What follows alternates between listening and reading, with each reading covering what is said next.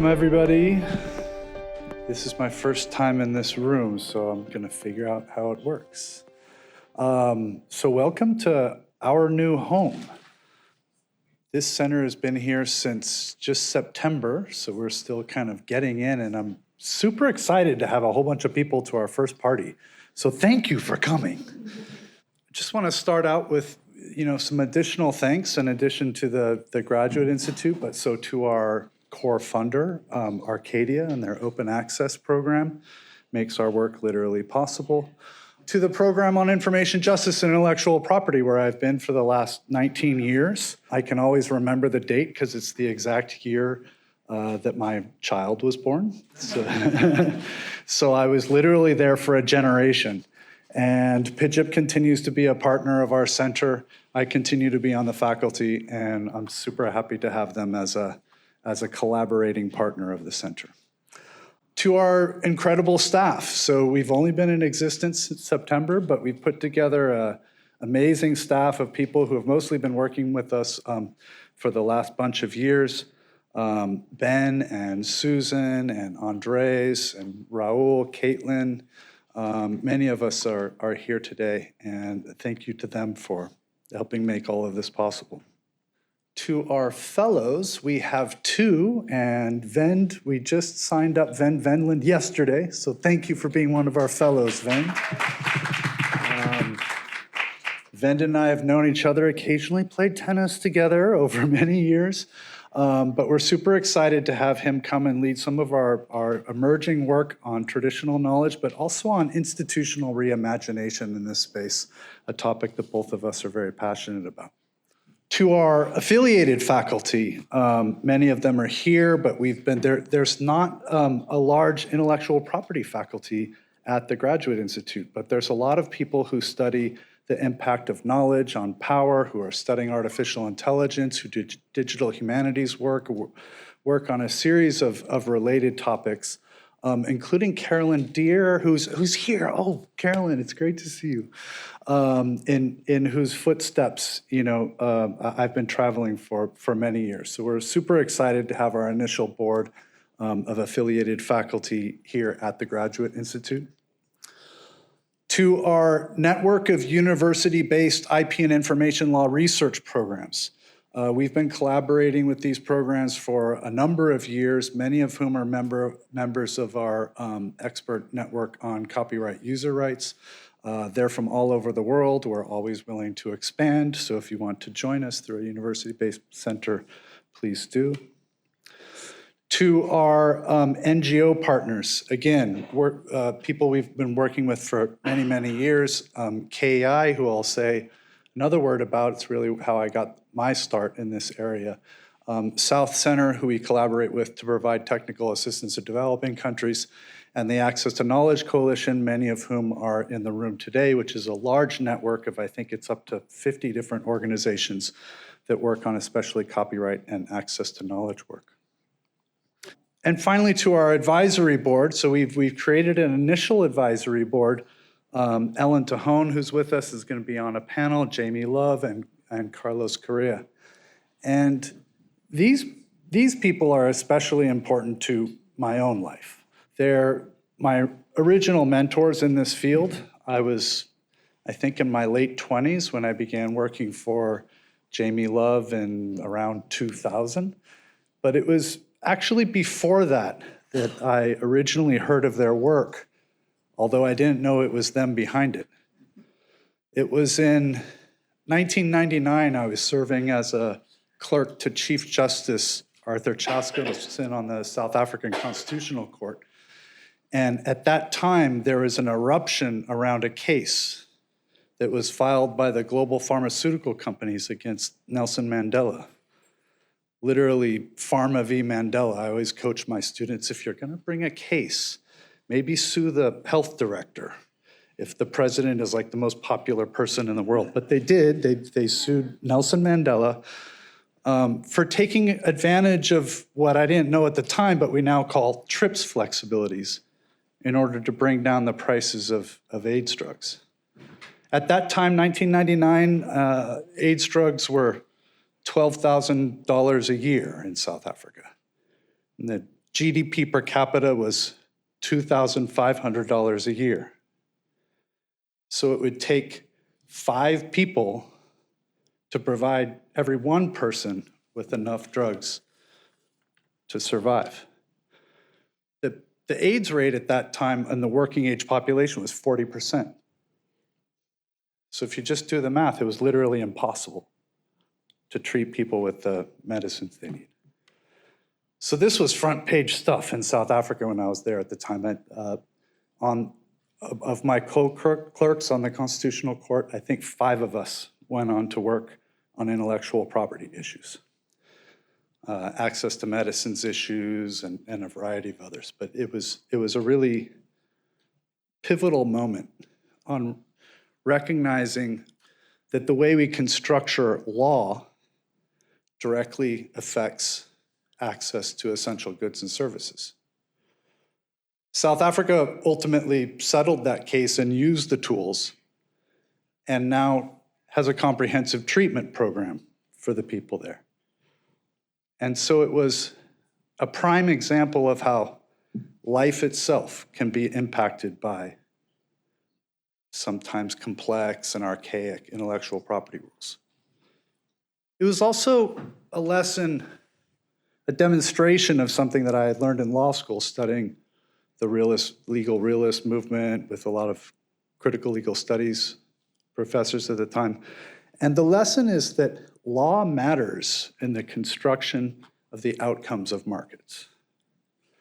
As Robert Hale, who I quote here, a legal realist economist in the 1940s and 50s, taught us, the price in the market, the price of a good or service, is a function of the legal rules that shape the market power of the buyers and sellers.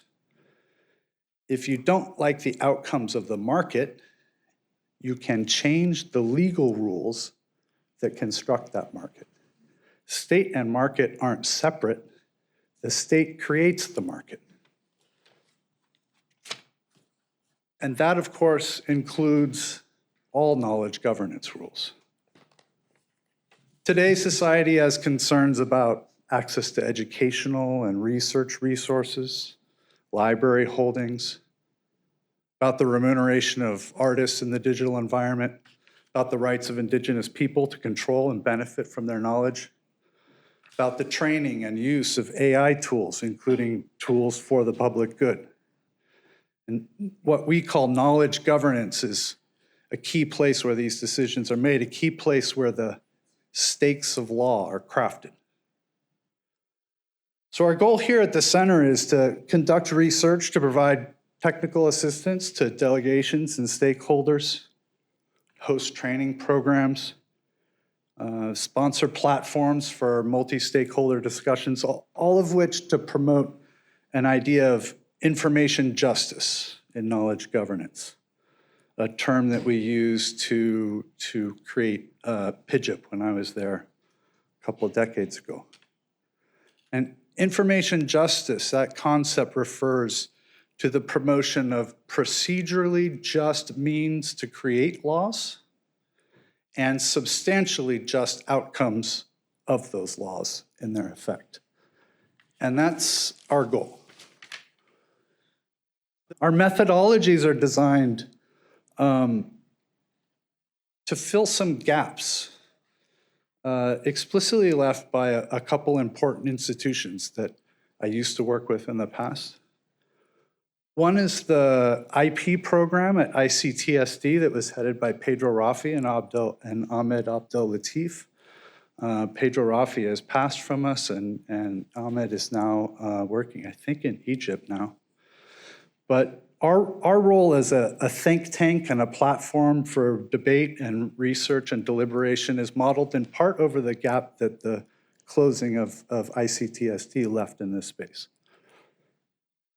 And another is IP Watch that used to serve a really critical goal of informing the public about what's happening on a day-to-day basis in Geneva-based policy apparatus. We tried to fill some of that space with a blog that we created, infojustice.org, And one of the reasons we created the center here in Geneva was to try to report on and spread public information about what's going on here, with the idea that spreading public information will in part promote that information justice norm. So some of you may have noticed that William New is here with us today. And we've already pointed Carolyn Deere out in the back, and all the decisions haven't been made, but we have a covert plan to host IP Watch. Where Caitlin, who's one of our technical specialists, is reviving the archives. Some of IP Watch's incredible archives aren't searchable anymore, and we're going to make those searchable and host that. But we also want to revive its role in providing reporting and information on what's going on in Geneva. And it's going to take some time to get it up, but we want to announce our intention here today. And Ben and William and I are going to meet tomorrow and make some more plans about that. We'll be making other announcements soon, including we're going to have a short course on intellectual property and artificial intelligence with scholarships for stakeholders and delegates to come as part of our training program. And we have many other things listed on our website. But now I want to turn to the task at hand, which is the launching of this center with the kind of events that we hope to have a lot of, bringing in high-level thinkers on what the field has achieved and where we might be headed in the future. And so for that, I want to turn it over to our Communications and Development Director, Ben Cashton, who I've known for 25 years and I'm happy to be working with again. Ben is a television producer and a film producer, so we're super excited to have really high-level communications output coming out of the center, including great videos. Our YouTube page is going to be super alive. He was also an economist in the Mandela administration, and he's been invaluable in planning this event and also helping to plan the center. So Ben, I'm going to give it over to you to run the rest of the show. Thank you, Sean. Just to be clear, I'm not one of the high-level thinkers. I'm just very good at hosting the high-level thinkers.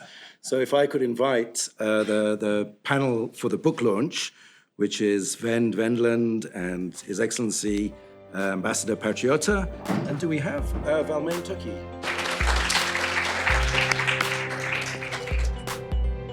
I'm also in South Africa. Sean talked a lot about South Africa. We make not too many apologies for referring quite often to South Africa in discussions about demystifying things in the world and understanding knowledge and power. We sit in South Africa today as we try still to grapple with the legacy of apartheid, a little bit bemused by the reactions of some in the world who give us a hard time about the terrible things we're doing. We look at the rest of the world and see that colonizing Mars is a good goal, a realistic goal that we should all be thrilled about, but providing universal health care to everybody, achieving racial justice and giving everybody affordable education is an unrealistic expectation, a fringe idea. So maybe it's a good moment to unpick, to deconstruct, and to try and reconstruct our ideas about what's possible and what's good. And in the world of intellectual property, it's something that is easier to do in academia, maybe, than in the hallowed halls of the World Intellectual Property Organization, where everyone is fighting the fires. But we're going to come to the Treaty on Genetic Resources and Associated Traditional Knowledge. Gavelled, I think the phrase is, in May 2024, more than 3 decades after the Convention on Biological Diversity was passed, which had introduced new principles on benefit sharing for all. Finally, we'll know which patented inventions draw on which traditional knowledge, if and when the treaty comes into force, a potential huge win for Indigenous peoples. So it's an example of the art of the possible, deconstruct and put back together. Wendland, you were driving a big part of the process behind the treaty, and you talk all about it in your book. And we need to understand when you believed it was possible. When did you decide it might just be possible to get a treaty? Was it at the beginning of the 30 years, in the middle? or in the last 5 minutes? Right at the very end. Thank you very much, and it's lovely to be here and to see you all. First of all, a big shout out to Sean for the new centre. Congratulations, Sean. I wish you all the very best. And thank you to you and Ben for including my book launch as part of this evening's celebrations. I'm also really thrilled to be joined by His Excellency Ambassador Patriota, who was the chairman of the conference, as you all know, and Valmaine Toki, whom I've known for equally long time, I think several decades now already, and to thank them in person again for their stunning forwards in my book. That certainly made the book better and enriched the book. And I actually have the pleasure, Valmaine got her copy a little earlier, and I have the pleasure, Ambassador, to give you your signed copy. And thank you again for everything. Yeah, thank you. Thanks. Wonderful. Beautiful book. So, Ben, now to your question. Indeed, the IGC was a grinding test of endurance, and many had given up on it. In chapter 2 of the book, I describe in very frank terms how and why the IGC was first established, which shows very clearly, in my view, that there was from the very beginning, and still is, a misalignment among countries as to the very purposes and expected outcomes of the IGC. In fact, for some countries, the IGC was never meant to produce any outcomes. Before the treaty was adopted, the IGC met for almost 25 years. As you all know, there were several setbacks, false dawns, missed opportunities, and plot twists, all in the book. I must admit myself that after having run the IGC for so many years, in 2020, 2021, I even was beginning to think it was a hopeless cause.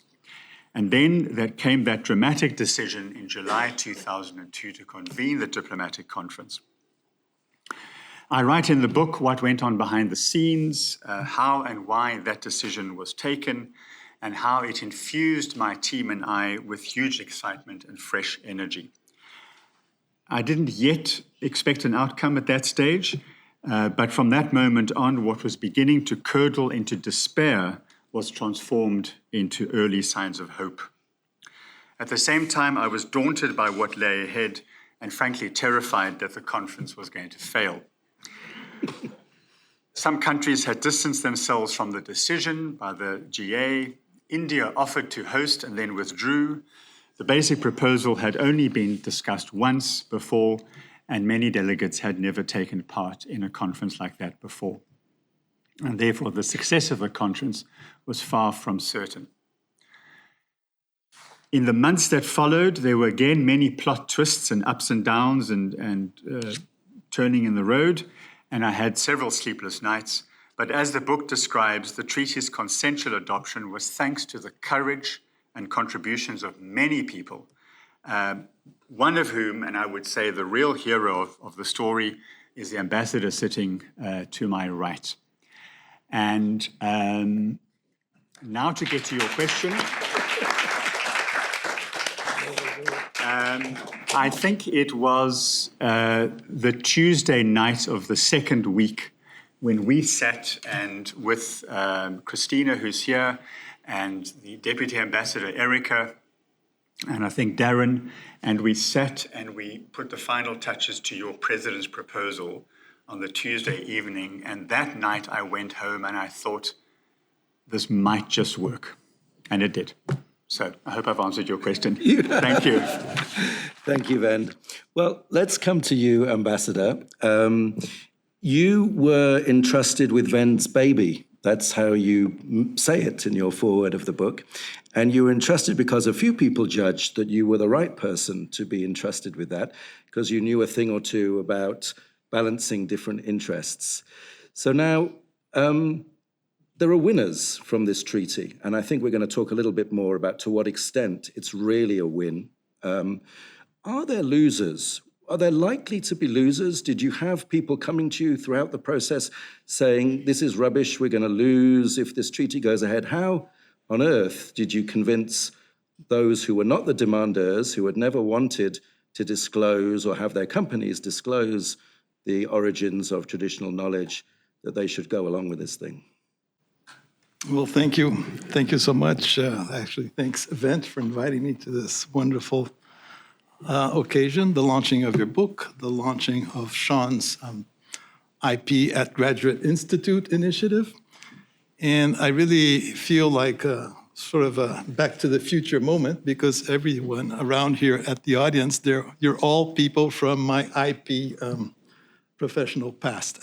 So it's kind of odd to see everyone back again looking the same. So like the ears did not occur to you, just to me. I have less hair compared to my days in 2005 and so on. So it's very nice to see all of you back. And then Sean is kind of reviving everything again, because you want to bring back IP Watch. William New is here, everybody's here.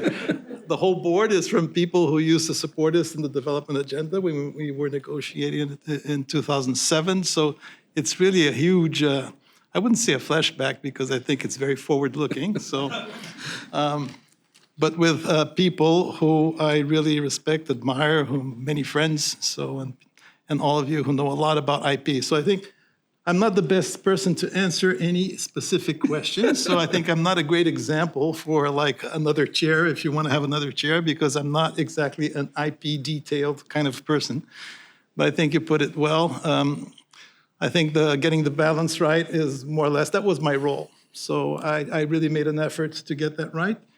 And you asked me a curious question, because I must say that at least during the process from day one until the end of the conference, no one really came to me to say that they didn't want the treaty or the treaty would generate a loss for anyone. I think there was huge issues of trust. So I had to undergo a bit of a prior examination by certain other ambassadors to see if they would let me through to be the chair. So I had like answer questions, lengthy dinners with some very important ambassadors bombarding me with a lot of questions. What are you up to? What are you going to do? What is your real intention with this? So, and at the end, I think the most curious reward for me was one of those particular ambassadors coming to me and say, "You are fair after all." So I think, that more or less indicates perhaps after so many years of dedication from Wend, and so much inputs into the process over 2 decades of discussions and technical contribution, I think the issue was ripe. I think members kind of wanted to see a conclusion to this lengthy process. I think they were willing to have an outcome. So, of course, the outcome had to be moderated, let's say, in a certain way, to be something that would be, as I mentioned, technically acceptable or sound, that looked functional within the IP context, that would not, let's say, be seen or perceived as something that was disrupt patent examination or processing. So in the end, I think there was quite a lot of goodwill. And we did have a preparatory meeting in Swakopmund, near your own country, which was extremely useful. Usually when we have these expert meetings before big conferences and there's a lot of investment in the meetings, you can tell there's a margin for success, because, they wouldn't be there if otherwise. Thank you. I might come back to the winners and losers thing in a second. But before I do, Valmaine Toki, welcome. Thank you for joining us at very short notice, Professor of Law in New Zealand and Maori rights activist. Tell us something about your feelings and emotions. You wrote another foreword to Wend's book, and you wrote in that foreword something along the lines of it being a victory, but not a perfect victory, a victory that is opening the door to a further journey. Why is that? What was obtained? Why are you saying it's only the beginning? Thank you, and it's a real pleasure to be part of this launch for Wend's seminal book on the journey of the WIPO Treaty. I think I've known Wend since 2011. And so really, I suppose, halfway through his journey, and that was about the same time when I started on the United Nations Permanent Forum on Indigenous Issues. And during this time, it was really interesting because I observed how Wend expertly navigated the multiple challenges, the hurdles and frustrations that involved in drafting the three texts. And it's really pleasing to see that after such a long time, 20-odd years, the treaty's now been finalised. A real privilege to pen the book. And as you mentioned, I'm going to be to sort of elaborate on my thoughts, just referring to something else that I wrote in the foreword. I noted that I was cautiously optimistic that future revisions of the treaty will include support for fair and equitable benefit sharing from the use of genetic resources and traditional knowledge, and also provide a framework for the protection of traditional knowledge. So, yeah, a great first step, but I'm hoping that during the revision part of the process, more can be done to realise Indigenous rights. Yeah. Thanks. I mean, maybe it's worth asking you a follow-up question about those who are brought into the system as a result of the requirement to disclose the origin of traditional knowledge in patent applications. Can you give us a taste of that? I mean, it's a very theoretical thing, but whose knowledge, what kinds of things does this open the door to, in New Zealand in particular, or in general, being sort of recognised? Who gets recognised in the knowledge system, the IP system that previously wasn't? Well, I can definitely speak to what's happening in New Zealand, where we had a Waitangi Tribunal claim, the Y262 claim, great set of recommendations. After 25 years, nothing's really happened to those recommendations to realise patents, copyright and trademarks. We have a legislative raft of copyright, trademarks and other sort of IP laws, if you like. I think definitely more should be done in that space. And, you know, New Zealand's probably a little bit closed-minded. We don't sort of tend to reach out too much and sort of, I suppose, well, for instance, we weren't really there I don't want to say relevant, but seminal, if I can say that, in the whole negotiations of the text. And I think that really reflects how much more New Zealand has to do in that space. Yep. Thanks a lot. Will the treaty be ratified? Ambassador, you mentioned in the preface to the book that you made it clear that Brazil should ratify the treaty, and you invited others to do so, said Brazil would and others should follow. Brazil hasn't yet, so it's not an easy road. Well, not at all. Not an easy road. I think first you have to get the agreement. It took 25 years. I think the agreement, in my modest view, is balanced. It's a workable outcome. Some countries already have that requirement in their national legislation, so for them it's not a huge task to adopt the treaty, to ratify it, and to be in compliance with the treaty. I think the way in which the mandatory requirement is described and the effects are quite reasonable. So to me, the proudest moment was the fact that the treaty in the end was adopted by consensus with no dissociations. So to me, to my understanding, that means that we did strike a good balance. So all members coalesced. It doesn't mean it's simple. You have to translate it now to domestic legislation. And of course, there are certain additional hurdles when you put it at the national context of each different countries. In my case, ratification is always a lengthy and difficult process of any treaty. And of course, we're now, for example, getting to the last year of our current government. Elections are coming up. It doesn't become any easier to ratify an international treaty, especially one that is quite technical in nature, specific. The thing is, it is of interest to many communities, but not necessarily the communities that have the most power to make things move within the legislative branch. So that is still a challenge. You see, the government itself has to kind of make the case and push, and interested parties have to push.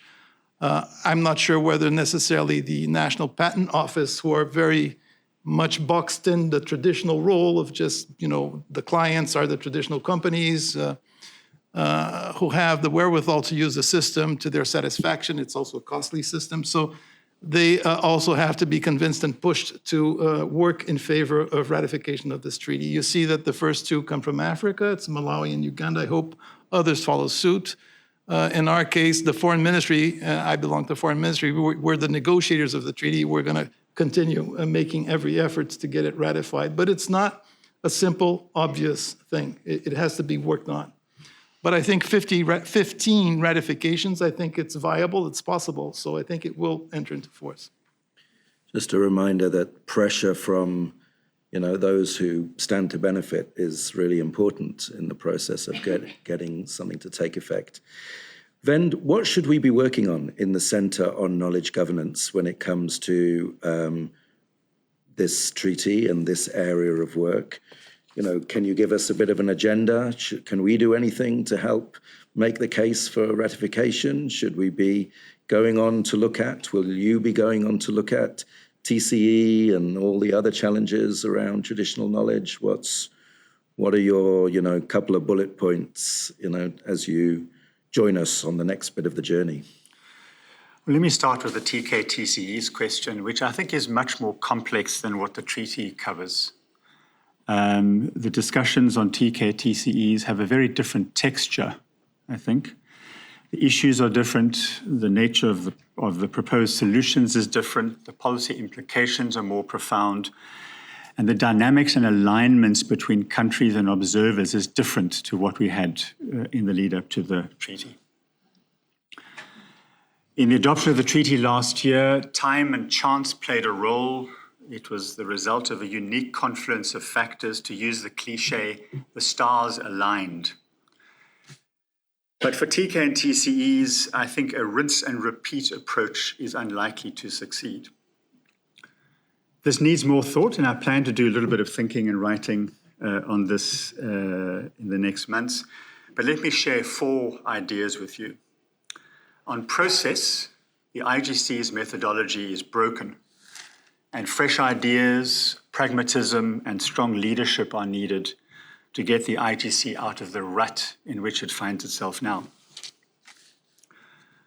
On substance and building on the past work done and building and working on the current texts, in my view, discussion of higher level principles and guardrails would be a useful step. Again, shrewd and balanced leadership of the IGC will be needed. If agreement could be reached on some guardrails, some high-level principles, I think drafting of a text will follow much more smoothly, text or texts. Thirdly, and sticking with substance, TK and TCEs come in different shapes and forms, just like IP rights come in different shapes and forms.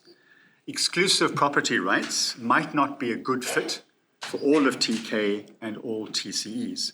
I think policymakers should look at and draw upon the full menu of options in the IP system,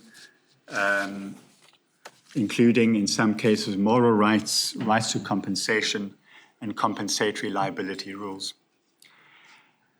And finally, and then on the role for the centre, in my view, on both process and substance, there's a real crying out need for one, safe spaces outside of WIPO for delegates to have informal and frank conversations and dialogues supported by experts with a balance of perspectives. And 2, some objective, serious, and careful thinking that can result in think pieces, options papers, issues papers, and strategy option papers for policymakers and even the IGC chair and vice chairs to use if they wish to. So, and on the treaty as well, actually, in terms of the challenges around implementation of the treaty, interpretation of the treaty, but certainly also looking forward to TK and TCEs. In short, convening frank and informal conversations, and secondly, sharing short, sensible, and thoughtful papers for delegates and IGC bureau officers to use if they want to. I think these are the kinds of things that will be extremely useful. Thank you. Thanks, and we'll ask you to do most of the things on that list as a fellow of the centre. You should read Wendland's book, The Journey to the WIPO Treaty on Genetic Resources and Associated Traditional Knowledge, particularly if you're a little bit depressed this week about what's happening at the SCCR, because it is a reminder that there can be outcomes that make a difference in people's lives. And so it's a journey, it's a bit of hope, it's a little bit of therapy to be taken to those moments when it still looked like it was going to be impossible, and then to note that it happened. I want to save the last question here for the ambassador, but Valmaine, one last point. Do you want to tell us a little bit about how you would like to see things linked, a better link between this treaty and the Convention on Biodiversity, benefit sharing, any of that sort of stuff? I mean, can you imagine a world where the disclosure makes more of a difference? To be honest, I don't know how far to go with this. So, my real thoughts on this. So I might just leave that because it's probably a little bit controversial. My real thoughts on this, to be perfectly honest. I've just come from an expert seminar as part of MRIP, and we're sort of talking around this a little bit. So I'm sorry, Ben, but I might just park that one. I don't want to ruin the moment. Sorry. Well, that's okay. Just a reassurance: you won't ruin the moment, because in this space in the academy, there's room to be honest and frank about what's needed and your elements of your disappointment with where things are, even though we've had a moment of celebration. So I'll give you one last chance, but if you want to park it, park it. Well, maybe just to mention one example which is reflective of the issues around what you mentioned. For Indigenous peoples in the IGC and the whole process, we're observers, so we sit at the back of the plenary, and we don't have any direct input into the text, and we have to lobby member states, because Indigenous peoples aren't member states, right?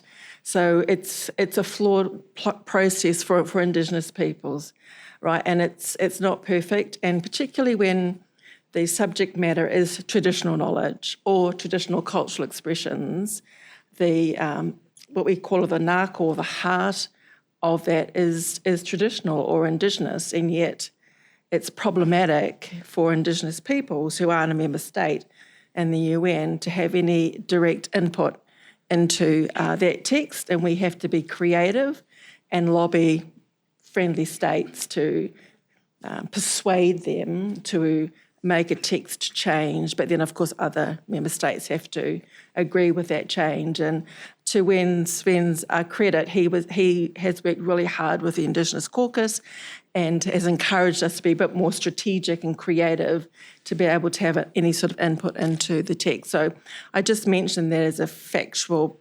procedural difficulty we have to sort of, and if you can sort of extrapolate those hurdles out to the other issue that you mentioned, and I might just leave it there. Thank you. Thank you. Before we end the panel, I want to invite Ambassador Patriota, I want to invite you to comment briefly on other issues that Brazil is concerned with. We've spoken before about bringing people into the intellectual property system, the knowledge governance system. This is about Indigenous people. This is about local communities who are the custodians of genetic resources, but there are others. So just before we end this panel and we move to talk about some of those issues, Brazil is coming forward at the moment with an agenda on its creators, its artists, and the exploitation of artists, particularly in the developing world. Maybe you want to say a word or two about that, not to mention audiences and those who rely on access to knowledge for development, for education in our part of the world, in the global south. Why is Brazil coming forward, strongly with that? Do you want to say a word on that? It's difficult to put all that in a word. Yes. We'll give you a few words. I think one comment, the first comment comes to mind after listening to your comment. It's, well, we're trying to insert people, different types of people, communities, into a system that has not evolved necessarily with communities and people's interest in mind. So it's a system that is really has developed to work for business, for corporations. Let's put it that way. I think in its origins, perhaps it was more individualized. The inventor, the author, so on and so forth. Today, it's usually the corporation, the business. They are the big users, and it's highly sensitive, and there's a lot of... So it's not a simple thing. You know, when you bring in Indigenous communities and try to explain to them how difficult it is to introduce a disclosure requirement in a patent, in an agreement within the IP system at WIPO, I confess that I'm very sensitive to the fact that they had to really support something that was not what they really were looking for. So it was, you know, it required a lot of flexibility on their part and a lot of comprehension, you know, that was an important first step. So you had to break the ice. There's a floor ceiling that kind of separates the system from these communal interests. Like there is also a kind of a wall between the system and social, environmental, you know, concerns of people. We saw that during the AIDS initial outbreak and the price of medicines. We still see that until now, and COVID, vaccines, so on and so forth. So it's not simple, it's not easy. And now we're seeing yet another fast-paced development, which is the convergence of innovation with AI and a lot of these other tools that speed up everything. It exacerbates in a certain way the sort of rentist element of the IP system and makes it even more difficult for you to introduce into the system, you know, the concerns of the common person or the Indigenous community or those who don't have access to those things you have just mentioned. So I think the system needs to factor that in. It needs to be reworked in that way. That's why Brazil pushes it so much, because for us, the social inclusion, the social elements, and providing equal opportunity for Brazilians overall. We have a huge social debt in Brazil. We are a developing country, a very unequal country. So, you know, equality requires the legal aspect also to be tweaked in a different manner. It can't just serve corporations. It can't just serve protect profits and private large corporation rights. So now, for example, in AI, SCCR, we are very concerned what's going to happen with the individual musician, the creator. Brazil has a huge music industry, very popular, also very valuable in many ways, like many other countries of the South. Actually, it's kind of a wealth of the South. You know, even a country perhaps not as developed as Nigeria has a huge film and music industry as you do in South Africa. What's going to happen to that? Is that all going to be fed for free into systems for large language models and AIs, and they will start replicate similar types of music, or they will encroach upon the rights, and the musicians will no longer earn anything?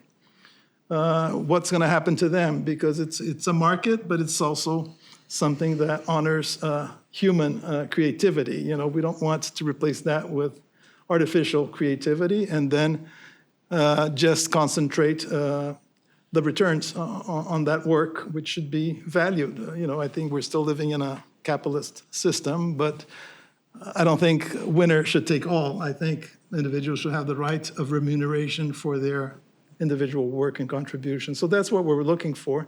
Make it more human, make the system more human, and work to the benefit of a larger clientele, if you want, not just the usual.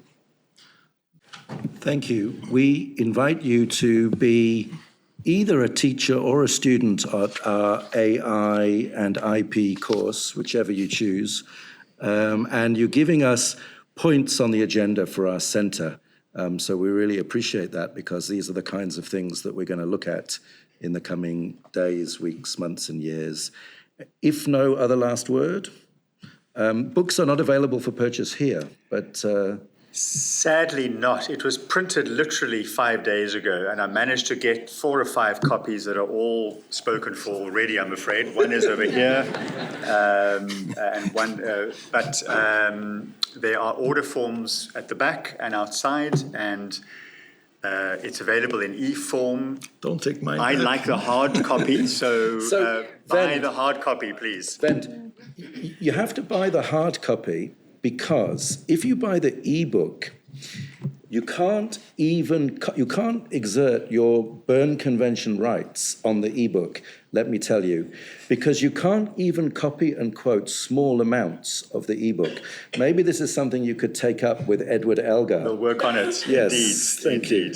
Thank you so much for Thank you joining very us. much. Thank you.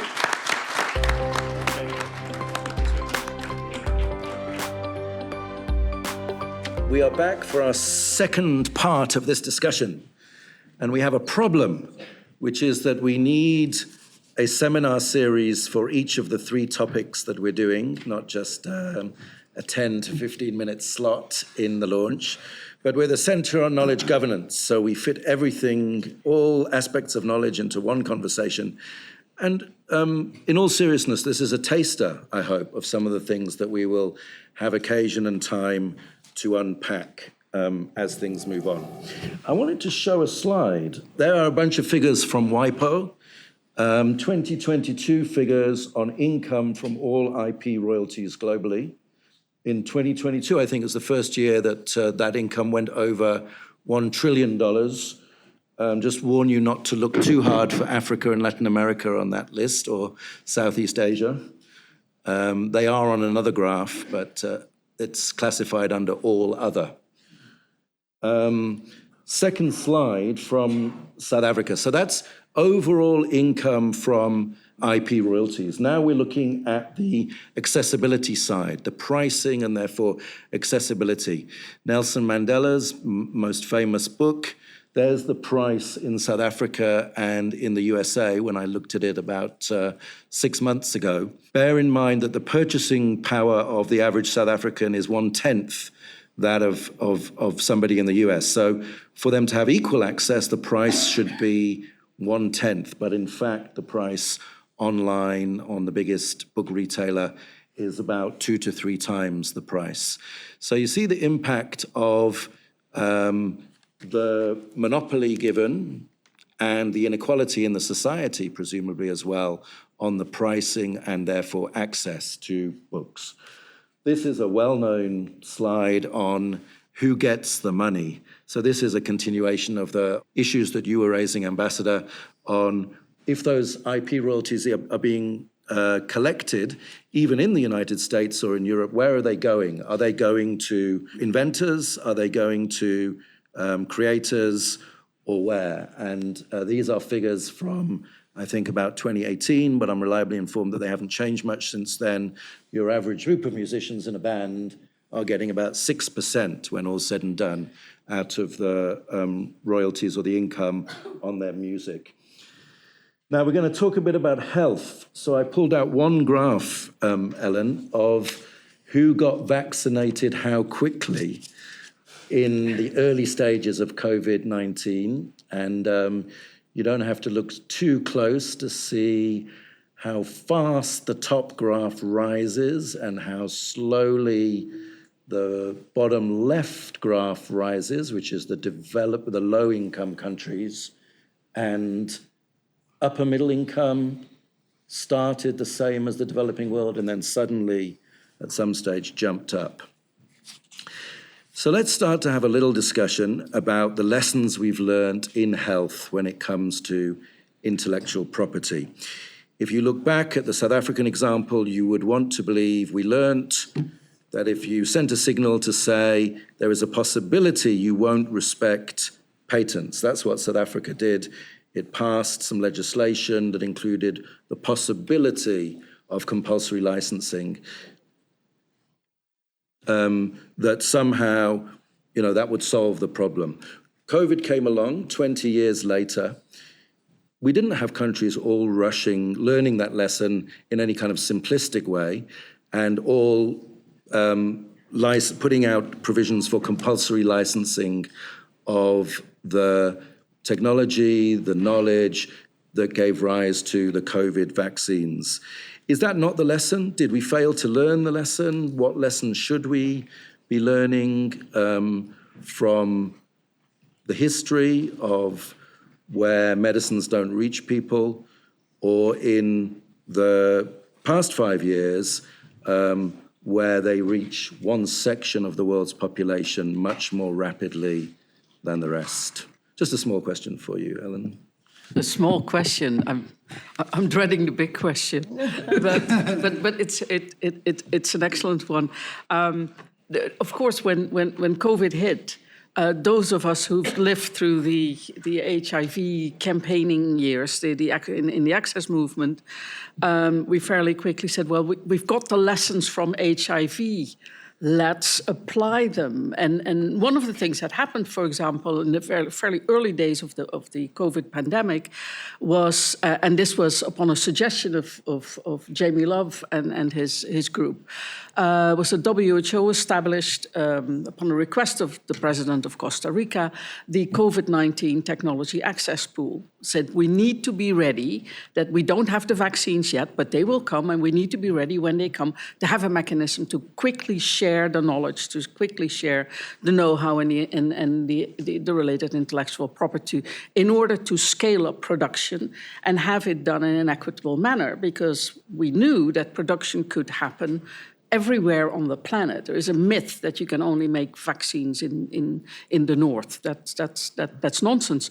They're made in the North because of the way IP is managed, but not because there isn't vaccine production knowledge, and certainly not because that knowledge that it wouldn't be possible to transfer that knowledge. So that was a lesson learned, applied, but not used, because by the time the vaccines did go to market, the huge failure there was, and this is again an HIV medicine lesson not applied in COVID-19, the COVID-19 vaccines were largely developed with vast amounts of public financing. That in itself is a good thing. That's exactly what you want. If a crisis hits like that, you want governments to act and spend money in order to solve it. But what they failed to do was attach conditions to that financing. Those conditions could have, for example, been license your know-how through CTAP, or license your know-how through the Medicines Patent Pool. That would have been another vehicle, and that did not happen. So that IP was quite strong, and the companies at the end of the day became the ones who decided where the vaccines would go, and the vaccines went to the highest bidders. There's the famous case of Canada buying 3 times the size of its population, while about 5 people were vaccinated in sub-Saharan Africa, for example. So the lessons were there, the knowledge was there, even some of the mechanisms were there, but it wasn't applied because the power to make those mechanisms happen was traded away in a sort of panicked approach to pharmaceutical innovation. That's the short version of my answer. And the conversation and the process is still going on. You're still in the discussions about the transfer of technology in an annex to the pandemic treaty. The pandemic treaty, preparedness treaty is there, but the annex is not there. And until the annex is there, it's all no use. To say I'm in the conversation is an exaggeration. We're lurking outside in an unheated WHO lobby in the hope to occasionally meet someone who will tell us what is happening. I'm part of the relevant stakeholder group, and we keep saying it's very difficult to be relevant as a stakeholder if you don't actually really know what's going on. And it's one of the points that the previous speaker also made here. She was talking about sitting in the back of the room. We're still at the stage where we're hoping to sit in the back of the room so that we can understand what is actually happening. But setting that aside, of course, the pandemic agreement, on the one hand, you can say a huge victory for the multilateral system at a time where it is under enormous pressure, because that treaty was negotiated in record time. When I listened to Wend talk about decades of negotiations, this was the pandemic accord, a stellar speed, but as you point out, it cannot enter into the phase of ratification until the annex on pathogen access and benefit sharing is agreed upon by the member states. So this is, in a way, what I see happening from what I'm not supposed to see, there's a bit of a re-litigation going on in the PAPS negotiations, because the pandemic agreement has in fact failed to have very strong language on tech transfer. That that article is fairly weak. So member states that have made those demands are now trying through the negotiations on the pathogen access and benefit sharing annex to get firmer commitments with regard to access to the pandemic countermeasures. And that's completely understandable, but it is, in fact, a symptom of the failure of having strong commitments in the pandemic agreement. So progress is slow. They have a lot of rich discussions, and I've learned that when someone says we have rich discussions, it means we haven't gotten very far. I want to ask you something about solutions, daring to dream into the future, but maybe we'll come back to you after the other two speakers. Maybe we can talk a little bit about the delinking idea that, I always hear from yourself and from Jamie and from the others at the forefront of the work on access to medicines, the delinking of the income from patents and the decisions about investment into research and development, whether we've got any examples to look at in that area. Before we go there, let's come to Professor Ruth Okediji from Harvard. Yours has been a fairly long journey, if we're comparing it with the work on the Traditional Knowledge Treaty. I went back and looked at your writing from 2008 to 2012, when you authored with Bernd Hugenholtz a piece on the case for a multilateral instrument on exceptions and limitations as development for developing countries. And then a piece that I think lots of people have read and been inspired by, that you wrote in 2017 about limitations and exceptions as development policy.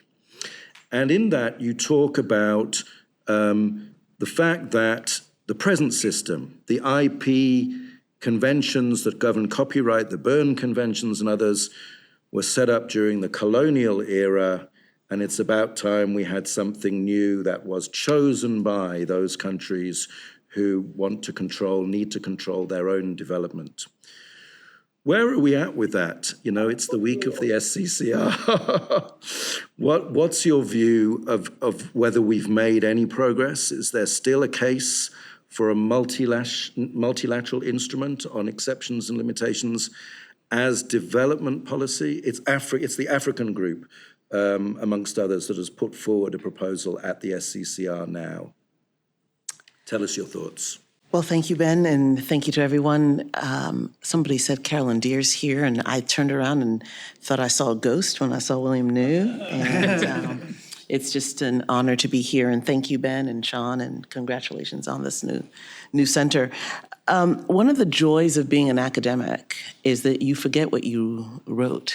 And I'm very happy to say that I have no knowledge of what I wrote in 2008. I barely have knowledge of what I wrote last year. So I think this is a hard question to answer, and I'm going to probably divide it into two big buckets.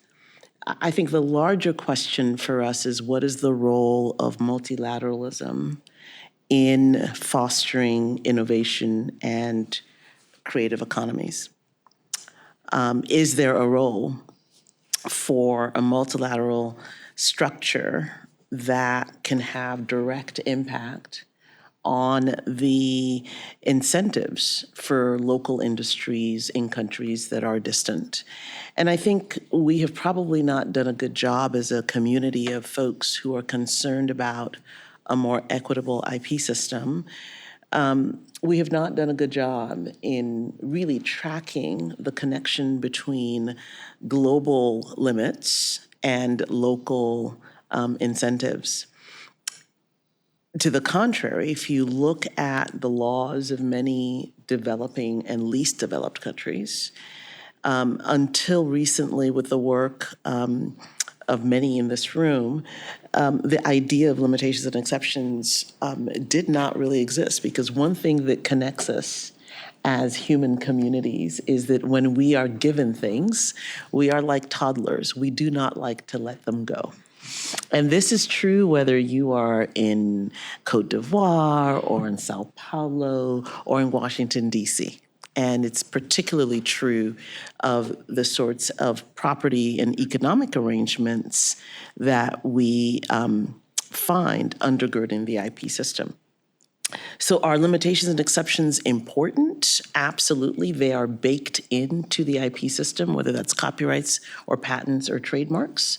Every nation, every region needs limitations and exceptions. Do they need to look the same? My academic answer is no. That the kind of First Amendment limits that we have in the United States, for example, will not necessarily work in a European context and likely will not work in a sub-Saharan African context. But there are public goods for which limitations and exceptions are critical. So education would be an example, and every country needs limitations and exceptions that address what happens in the classroom, that addresses what happens when students come together and study, that addresses the ways in which educators interact with students. So I'd say limitations and exceptions for education are super important. There are limitations and exceptions that I think are important for other public policy objectives. We have limits, for example, for innovation purposes, reverse engineering, decompilations when it comes to software.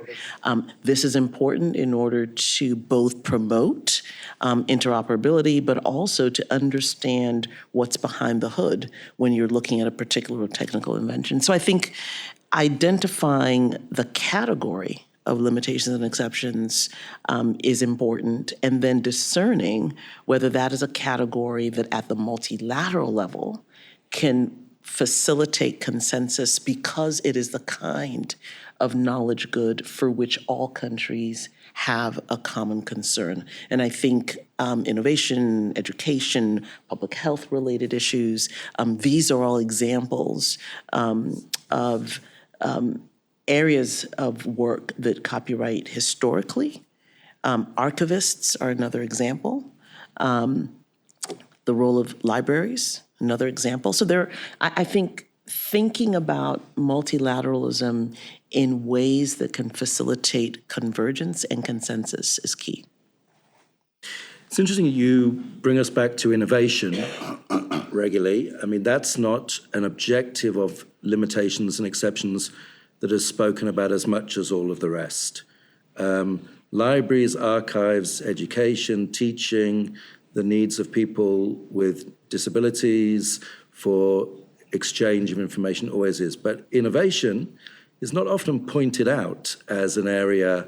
I don't know if it's prominently in the proposals that are at the SCCR now. So for growth, basically you're saying for people to build up industries that exist and are highly developed in some countries, you need the exceptions and limitations to access the technology, to access the software, to compete in the growing of your economy. I mean, I think it's a bit more complex than that. And our previous speakers hinted at this. You know, why are people concerned about artists capturing a bigger share of the remuneration? I mean, artificial intelligence is an innovation frontier, lots of promise about the ways it might improve human life and human flourishing. But yet, there's this rising concern about where are the real artists? Where are the performers? Where are the musicians? Where are they in this ecosystem? And I have to say that we have to be extremely wise about the way we come to this question, because this is a question you can ask about patents. The innovators behind the COVID-19 vaccine are not the ones getting the royalties. The employees in all of the big intermediaries are not the ones getting the remuneration.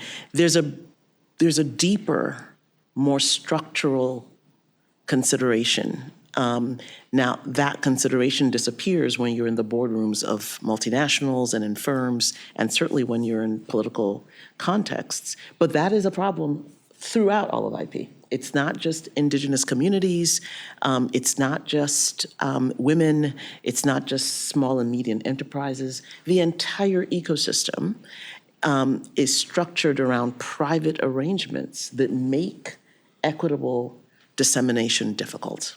And that's just something that I think in our advocacy context, we don't point to clearly enough. It's not as simple as they're getting more than me, so let's redivide the pie. It's just not that simple. And I think artificial intelligence is bringing us to this moment of confrontation in more explicit ways.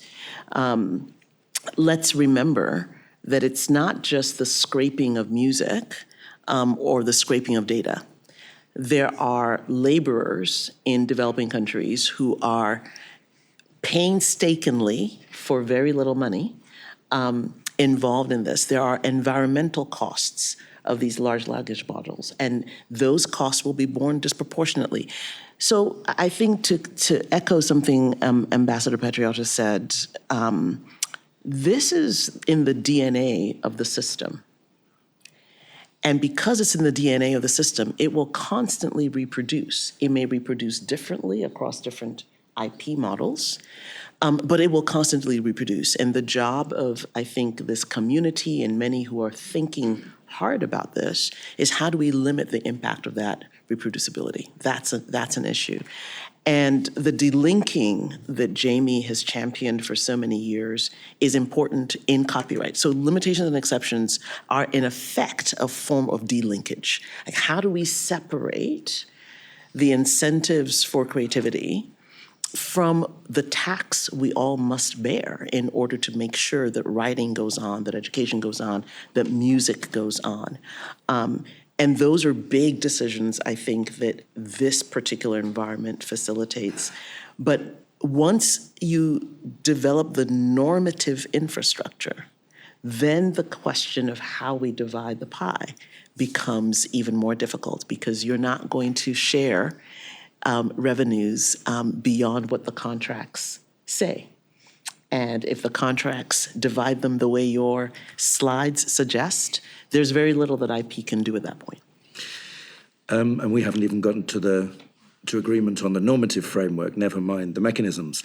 Let's stick with AI for a second. You've taken us to AI, to the large language models and so on.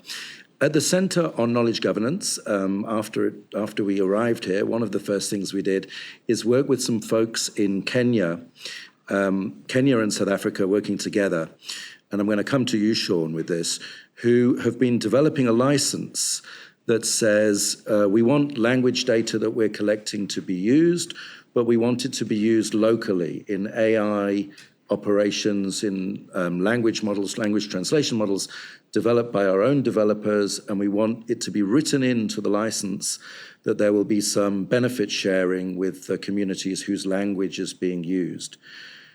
Large multinational corporations involved in AI could possibly also use it, but only if they come and negotiate with us about the terms on which they can use it, the money that they're going to put in, and how the money then could benefit the creators whose work has been used.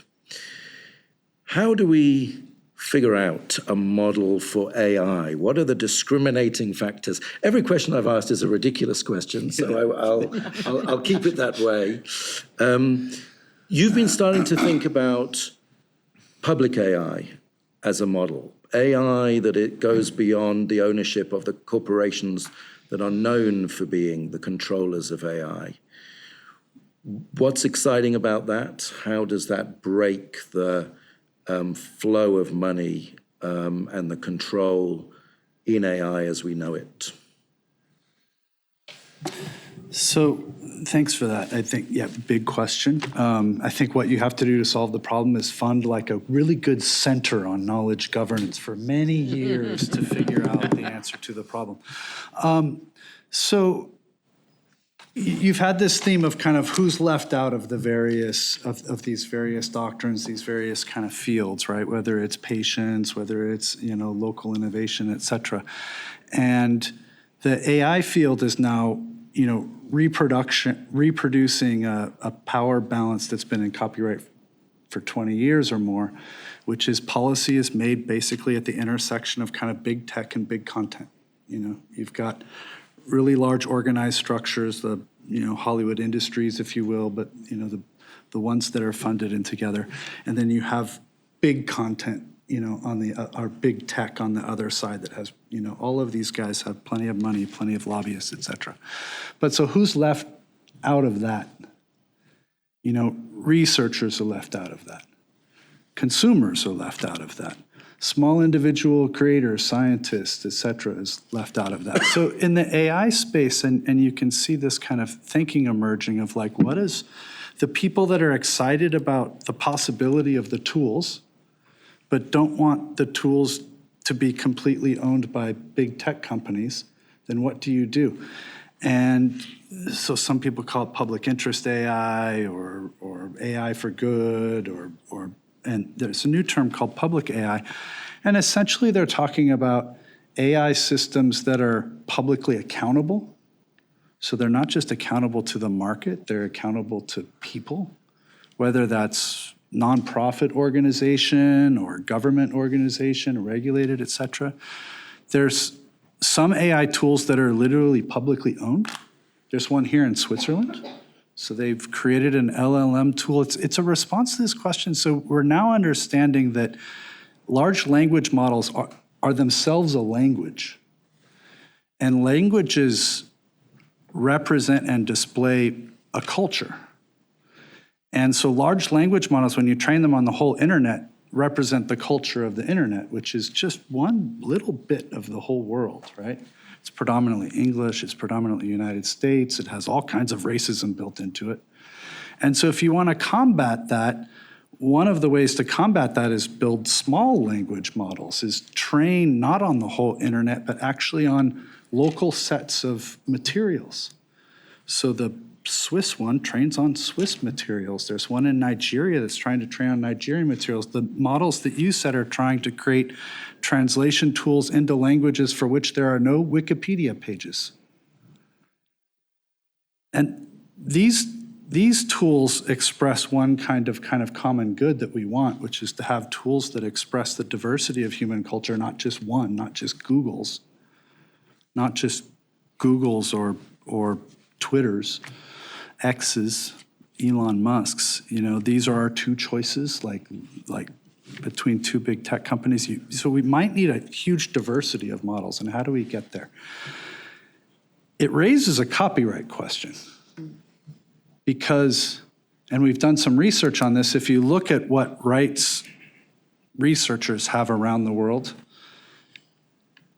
only about 25% of the countries have the ability for a researcher to make a copy of a whole work, which you would need to do to build any kind of an AI program, whether it's a good one or a bad one. And the rest of the world has restrictions that make it almost impossible, even for, as the case studies you are mentioning, university-based, nonprofit research, publicly invested.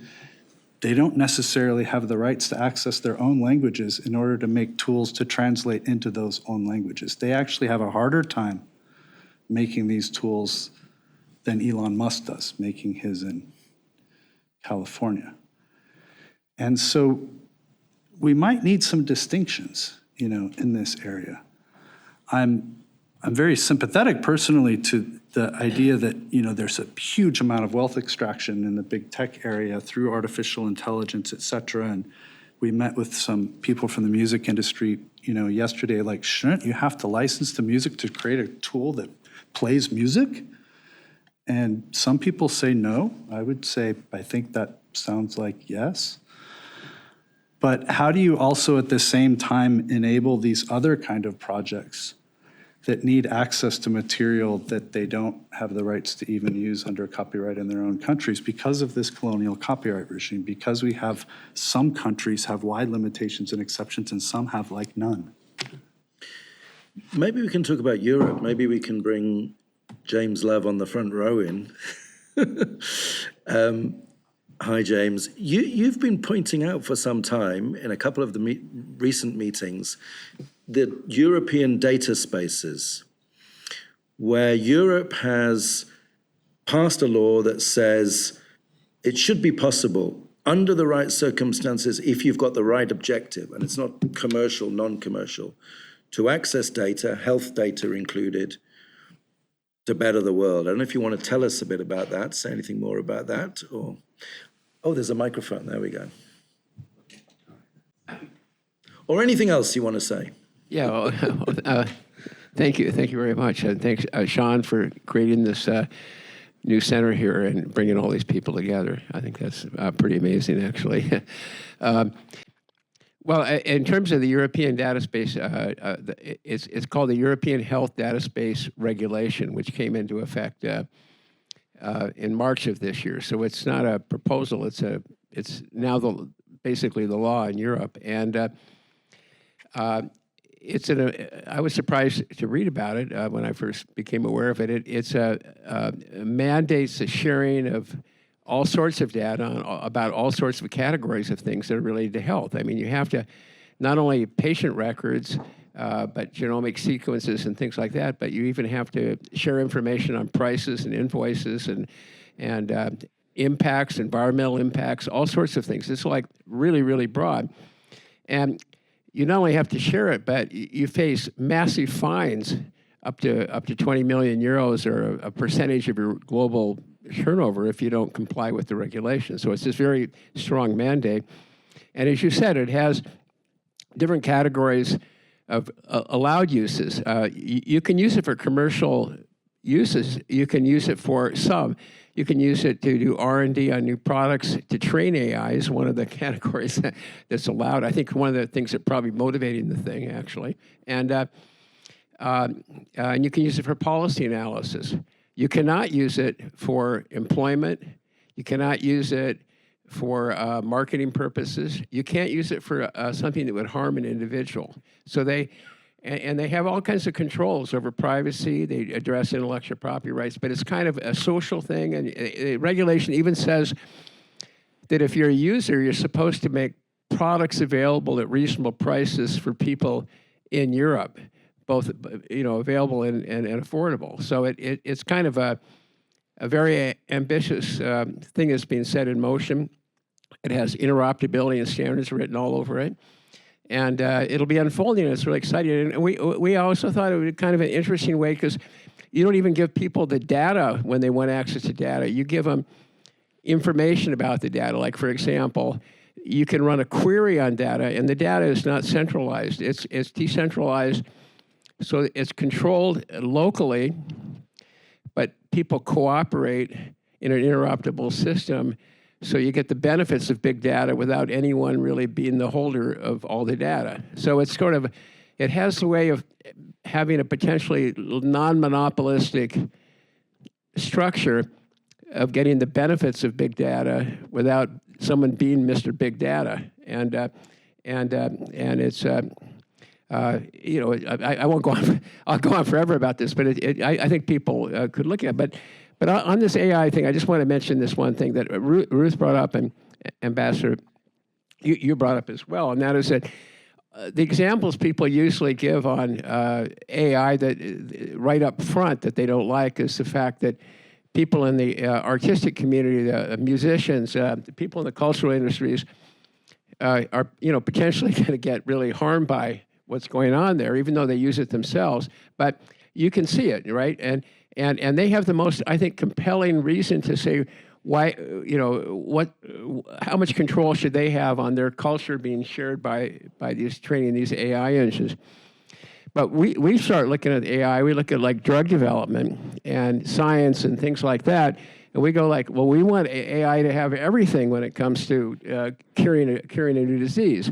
And I was looking at the annex to the Berne Convention for developing countries, and in there they make a distinction between cultural works like poetry, art books, novels, things like that. That's one category, and works of physical science, mathematics, and technology are a completely different category. So I think when you look at AI, you shouldn't put everything that's protected by copyright in the same policy initiative. You should basically treat the cultural industries with more deference and give them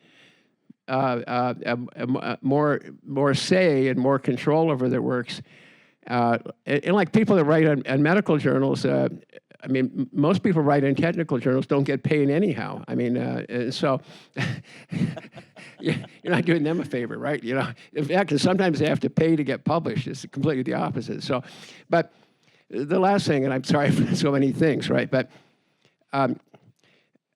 IP thing, people want to have IP because they think it's powerful, and they see someone else having a lot of power and money from AI. So you see it in traditional knowledge. I mean, everybody wants more IP, like you sort of see it happening.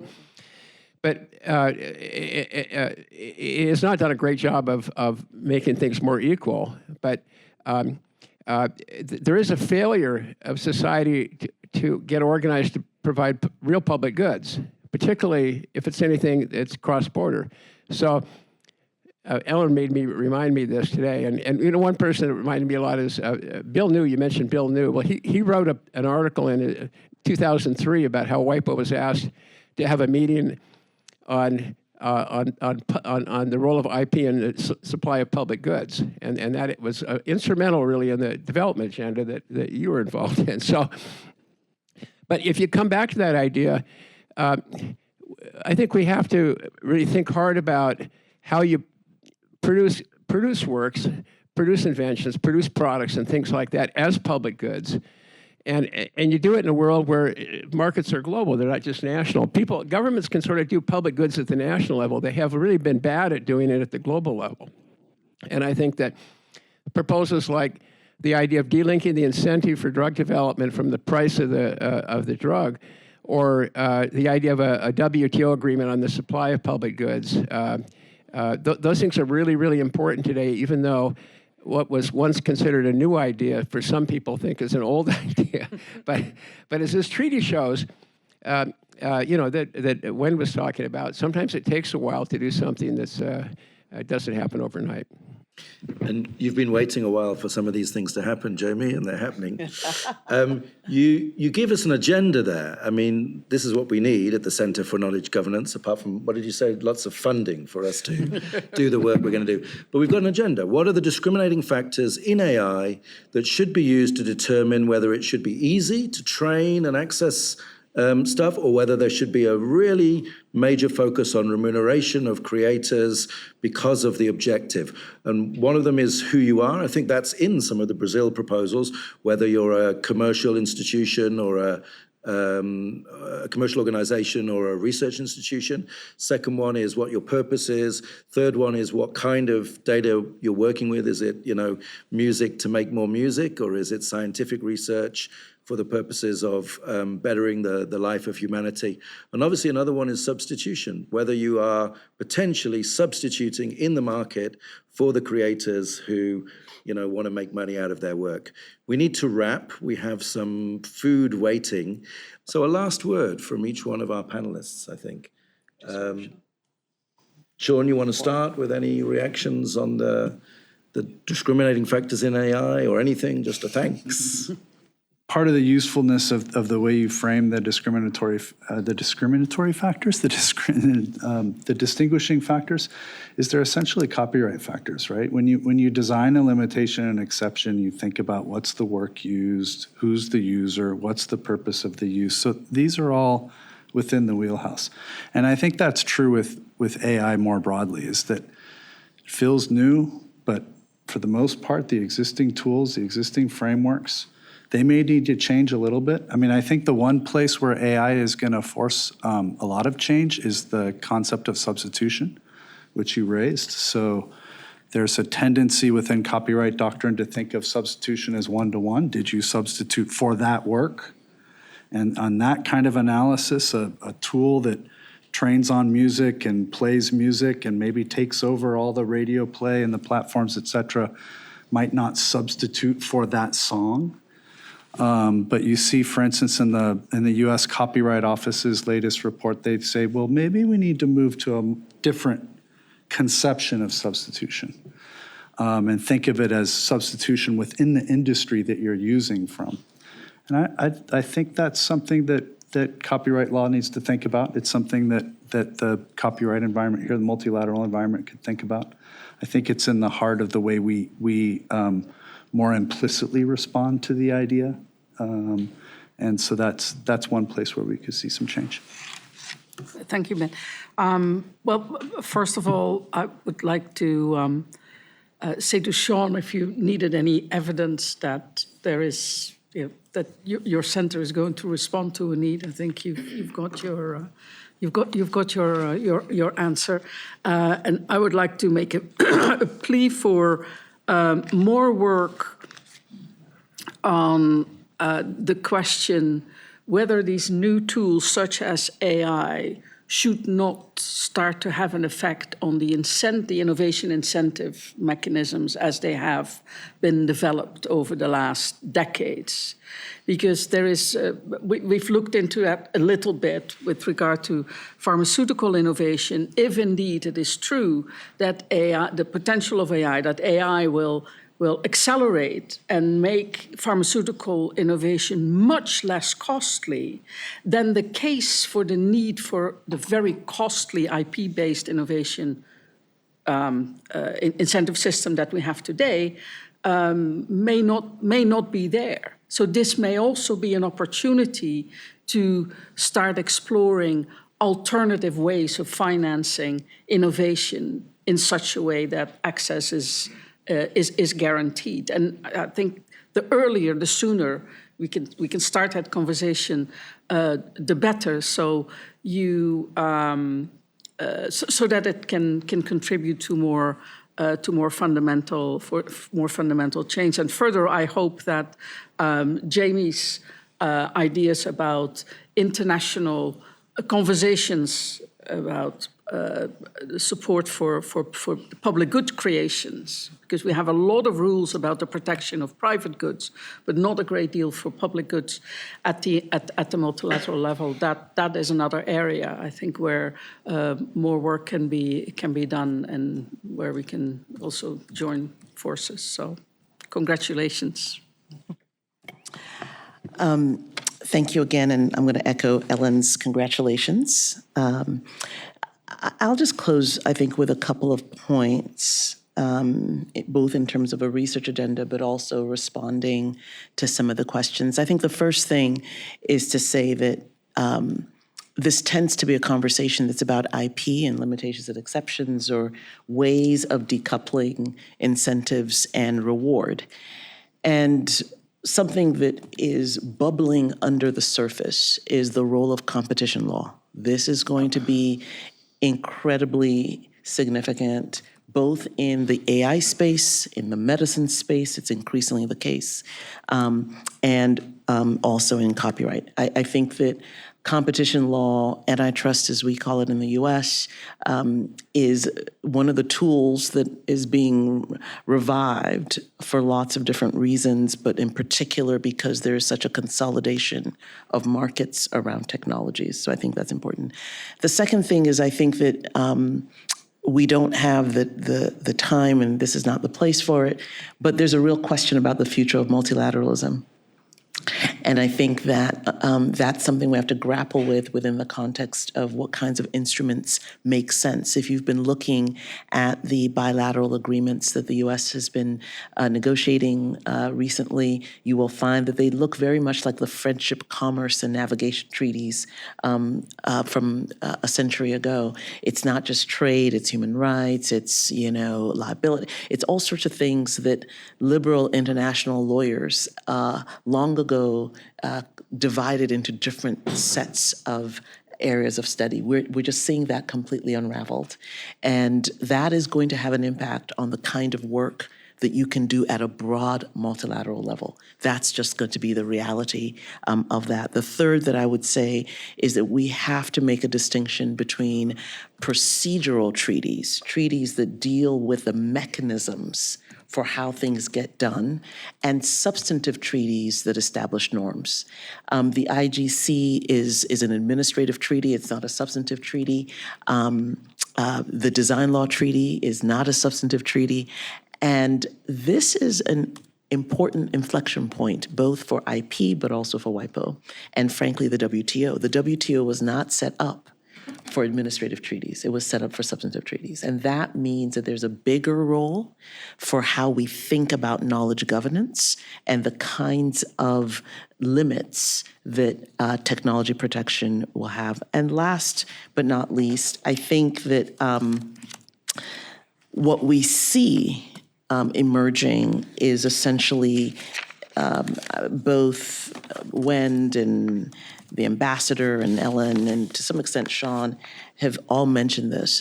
What we're looking for is a greater sense of accountability from major firms who both produce technologies that we want, but also produce them in ways that we find less desirable. And whether that accountability is in a new instrument on digital collections of royalties, or whether it's in bringing artists back into the conversation about remuneration, or whether it's about funding incentives in a different way, accountability is what is at the core of all of these demands. And at the moment, we do not have a functioning multilateral framework for accountability by governments outside of the human rights framework. And so there's lots to think about for those of you who are PhD students in the room, thinking about what you'll write. There's a lot of work to be done about what a world driven by technology looks like, both substantively, but in terms of knowledge governance and what kinds of institutions can best administer the set of emerging instruments that we are seeing both bilaterally, regionally, and multilaterally. Thank you so much. Thanks, Ruth. I definitely don't need a summary after that. You've opened our minds. Thanks to everyone for coming. Thanks to the delegates from governments and from civil society, of course, who sat through the SCCR today and then also came and sat in this room. We hope that we have refreshed your minds a little tiny bit, and we now offer to refresh you in other ways outside. Thank you so much to our guests for coming.